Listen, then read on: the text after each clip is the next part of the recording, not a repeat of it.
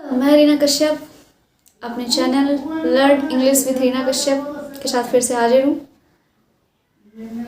मैं आप लोगों से माफ़ी चाहती हूँ कि मैंने कोई वीडियो नहीं डाला इतने दिनों से। एक्चुअली मैं काफ़ी बिज़ी थी अपने एग्ज़ाम्स में। जैसे आप लोगों के 10th के 12th के एग्ज़ाम हैं, वैसे ही मेरे CTET के एग्ज़ाम थे, DLED के एग्ज़ाम थे, जिसके कारण मैं काफ़ी बिज़ी थी और मैं कोई भी वीडियो नहीं डाल पा रही थी क्योंकि मैं वीडियो बना ही नहीं पा रही थी। मेरे पास टाइम नहीं मिल पा रहा था। इसके कारण से काफ़ी लेट वीडियो डाल रही हूँ, तो I am very sorry.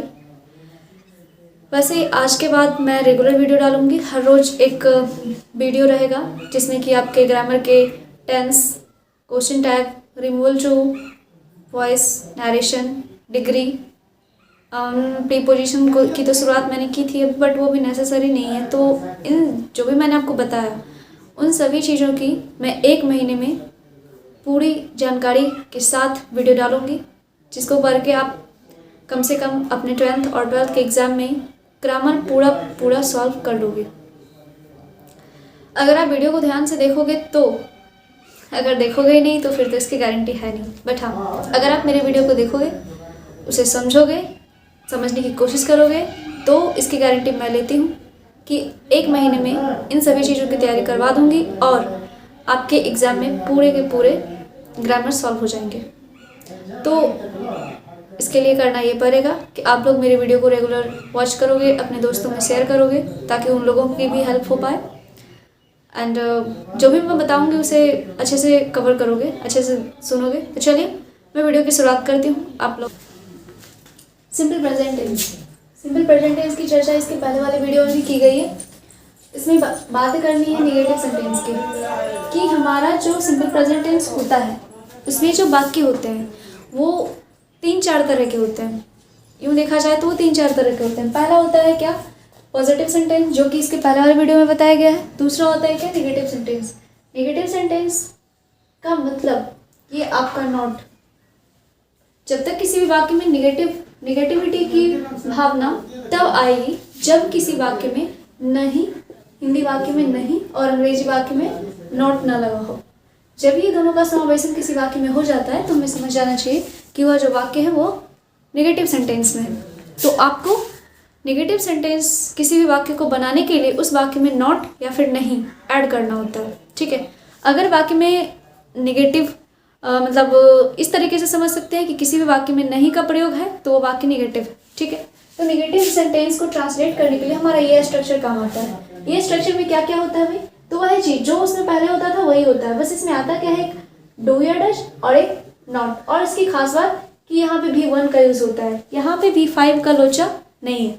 But अब आप ये मत समझना कि आपकी टेंशन कम हो गई है, वो इसलिए नहीं हुई है क्योंकि यहाँ पे डू और डज का कंफ्यूजन क्रिएट होगा। आपका कंफ्यूजन ये रहेगा कि किसके साथ आप डू का यूज करोगे और किसके साथ आप डज का यूज करोगे।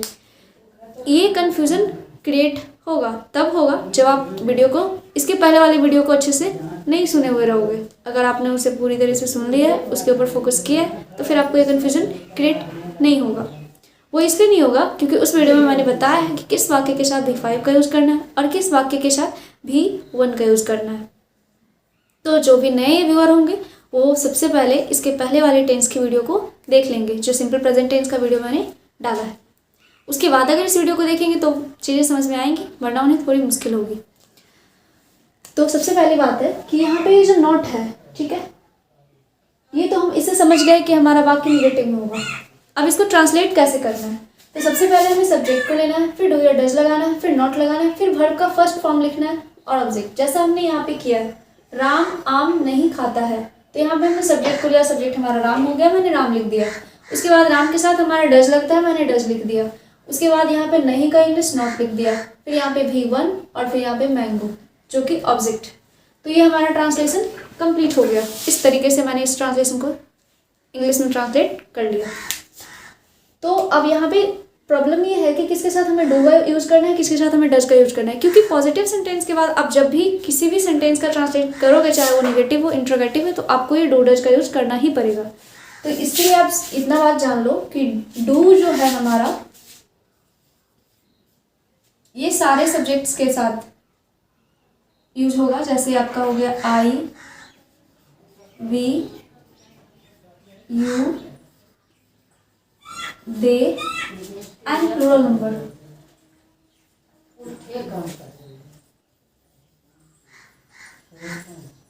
एंड प्लूरल, इन सभी के साथ आपका डू का यूज होगा। एंड डज का यूज किसके साथ होगा? तो इसके लिए आप ये समझो कि डज का यूज होगा कि see it, he see it. 500 में करबो ये हमें के कोने है तक 600 दलिया है। And singular number, he see it name and singular number. Name जब सिंगुलर में रहेगा तो, अगर वो प्लूरल में होता है तो उसके साथ हम डज का यूज नहीं करेंगे, जैसे हम V5 का यूज नहीं करते थे। अगर केवल राम रहता है तो हम वहाँ पे V5 का यूज करते थे। तो उसी तरीके से अगर सिर्फ राम है यहाँ पे तो देख लीजिएगा आप, जैसा देख पा रहे हैं कि यहाँ पे मैंने डज का यूज किया है। अगर यहाँ पे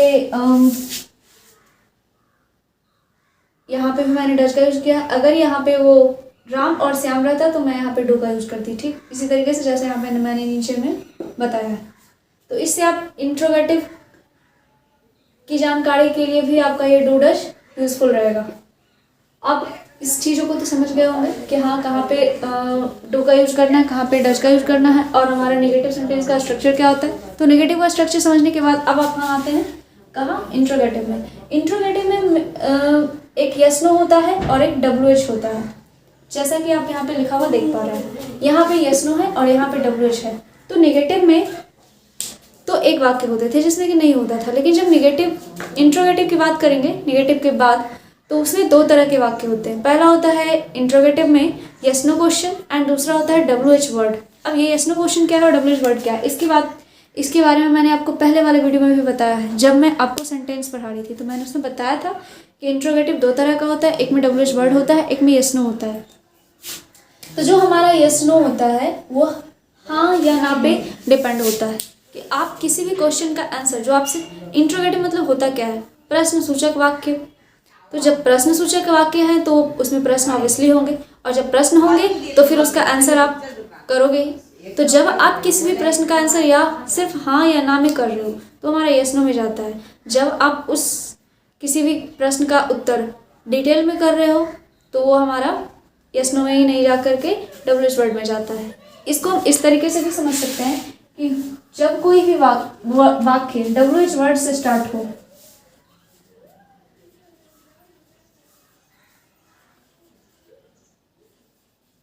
हरदम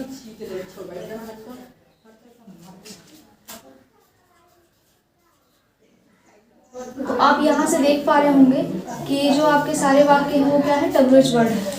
तो इन सभी चीज़ों से स्टार्ट होने वाले वाक्य हमारे क्या हो जाएंगे, WH वर्ड में जाएंगे। और एक चीज़ याद रखना है कि उसमें जो क्वेश्चन मार्क होता है, जैसे कि क्वेश्चन मार्क वाले वाक्य होते हैं, जैसे आपका व्हाट, व्हेन, वेयर, ये बीच में आता है। जैसे राम क्या खाता है, मैंने यहाँ पे लिखा है क्या राम खाता है, तो ये हमारा यस नो है। और मैंने लिखा है राम क्या खाता है, तो आपका जो कब, क्या, क्यों, कैसे, कहाँ, ये इस टाइप के जो शब्द रहेंगे वो आपके वाक्य के बीच में रहेंगे। और जब आपका यस नो क्वेश्चन रहेगा तो उसमें सिर्फ और सिर्फ क्या आता है और वो वाक्य की शुरुआत में रहता है, ठीक है। जैसे क्या राम खाता है, क्या आप जाते हो, क्या मैं आता हूँ, इस तरीके से। लेकिन जब आपके वाक्य WH वर्ड में रहेंगे तो वही जो आपका प्रश्न सूचक शब्द है वो वाक्य के बीच में रहता है।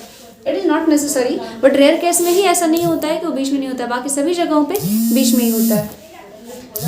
तो यहाँ पे WH वर्ड का अगर WH वर्ड के स्ट्रक्चर की बात करें तो यहाँ पे सबसे पहले जो WH वर्ड दिया रहेगा उसको लिखेंगे, फिर उसके साथ डू लगेगा तो डू का यूज करेंगे, डज लगेगा तो डज का यूज करेंगे, फिर सब्जेक्ट हमारा आएगा, फिर वर्ब वन, फिर ऑब्जेक्ट। तो ये हमारा इंट्रोगेटिव प्लस पॉजिटिव था, इंट्रोगेटिव प्लस पॉजिटिव, ओके।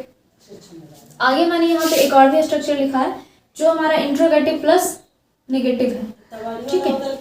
ये क्या है, इंट्रोगेटिव प्लस नेगेटिव। ये इंट्रोगेटिव प्लस पॉजिटिव था और ये इंट्रोगेटिव प्लस नेगेटिव है। तो इसमें कुछ खास करने की जरूरत आपको है नहीं, बस यहाँ पे करना क्या है कि बीच में नॉट का यूज करना है। नॉट का यूज कहाँ करेंगे, तो नॉट का यूज हमेशा हम सब्जेक्ट के बाद करेंगे, जैसे does Ram not, does he not, इस तरीके से। बाकी के सब्जेक्ट के साथ हमेशा हम नॉट का यूज करेंगे, कब, जब वो वाक्य इंट्रोगेटिव प्लस नेगेटिव। तो इस तरीके से आपका यह स्ट्रक्चर बनेगा क्या, डू या does, subject, not, V1, object. और एक बात याद रखिएगा कि जब आप किसी भी इंट्रोगेटिव सेंटेंस के वाक्य को लिख रहे होंगे तो लास्ट में क्वेश्चन मार्क देना नहीं भूलेंगे। अगर आप क्वेश्चन मार्क नहीं लगाते हो, उसकी जगह पे फुल स्टॉप लगा देते हो या हिंदी में पूर्ण विराम दे देते हो तो आपके वाक्य गलत हो जाएंगे। आपने सही भी ट्रांसलेशन बनाया है तो वो गलत हो जाएगा, क्योंकि it is necessary to use question mark. Question mark का इस्तेमाल करना एकदम नेसेसरी है किसी भी इंट्रोगेटिव सेंटेंस में। इसलिए मैंने यहाँ पे आपको याद रहे लिख दिया मैंने लास्ट में question mark plus question mark. Okay, तो ये था आपका सिंपल प्रेजेंट टेंस का पूरा सिंपल सा साधारण जो वाक्य होते हैं वो। इसके बावजूद भी और बहुत सारे वाक्य होते हैं जो कि टेंस से रिलेटेड होते हैं और वो सिंपल प्रेजेंट टेंस में ही आते हैं, जिसको कि आपको पढ़ के ऐसा लगेगा कि ये वाक्य हमारा फ्यूचर टेंस में है बट वो होता प्रेजेंट टेंस में। अब वो ये सारी चीज़ें कैसे होती हैं ये मैं आपको दूसरी वीडियो जब मैं डालूंगी कल तो मैं बताऊंगी। कुछ स्पेशल सिंपल प्रेजेंट टेंस के स्पेशल केस को मैं शो करूंगी। तो फिलहाल आप सिंपल प्रेजेंट टेंस के साधारण वाक्यों को एक्सरसाइज करने की कोशिश करेंगे। अगर किन्हीं के पास में ऑक्सफोर्ड इंग्लिश ट्रांसलेशन की बुक होगी तो उसमें वो एक्सरसाइज न्यू वाली बुक होगी तो उसमें एक्सरसाइज 90 देखेंगे, और अगर पुरानी वाली बुक होगी तो एक्सरसाइज 75 देखेंगे। इन एक्सरसाइज को आप सॉल्व करने की कोशिश करेंगे तो आपके जो सिंपल सेंटेंसेस होते हैं सिंपल प्रेजेंट टेंस के वो सॉल्व हो जाएंगे, वो ट्रांसलेट कर लोगे आप। चाहे किसी भी तरह के इंट्रोगेटिव, नेगेटिव और पॉजिटिव से क्वेश्चन आएंगे, ट्रांसलेशन आएंगे तो आप उसको सॉल्व कर लोगे। माय डियर, ये ज़रूरी नहीं है कि एग्जाम में आपके सिंपल प्रेजेंट टेंस के सिर्फ और सिर्फ ट्रांसलेशन ही दिए हुए रहेंगे, ये ज़रूरी नहीं है। आपके क्वेश्चन जो होते हैं वो ऑप्शनल होते हैं, जो ऑब्जेक्टिव है वो ऑब्जेक्टिव क्वेश्चन पूछे जाते हैं ग्रामर से। तो उसमें आपको क्या रहेगा कि सिंपल प्रेजेंट टेंस के वाक्य में या तो V1 का यूज़ किया हुआ रहेगा, V5 के यूज की जगह पे, V5 का यूज की जगह पे V1 का यूज़ किया हुआ रहेगा। इस तरीके से हेरा फेरी रहेगी, जहाँ डू लगेगा वहाँ डज का यूज़ कर दिया जाएगा, जहाँ डज लगेगा वहाँ डू का यूज़ कर दिया जाएगा, और आपको वहाँ से सेलेक्ट करना है कि इसमें वाक्य कौन सही है। तो जब तक आपके पास जानकारी नहीं रहेगी तब तक आप इसे कर नहीं पाओगे। तो ज़रूरी है कि आप चीज़ों को समझें, उस पर फोकस करें और उसके जैसा मैं वीडियो डाल रही हूँ उसके हिसाब से तैयारी करें। मैं इसकी गारंटी लेती हूँ कि आपके एग्ज़ाम में ग्रामर आप सॉल्व करके आओगे और आप 60+ मार्क्स लेके आओगे, इसकी गारंटी मैं लेती हूँ। और फिर आप कहोगे कि हाँ दी आपने सही बताया था। चलिए इसी के साथ मैं इस वीडियो को ख़त्म करती हूँ। जय हिंद, जय भारत।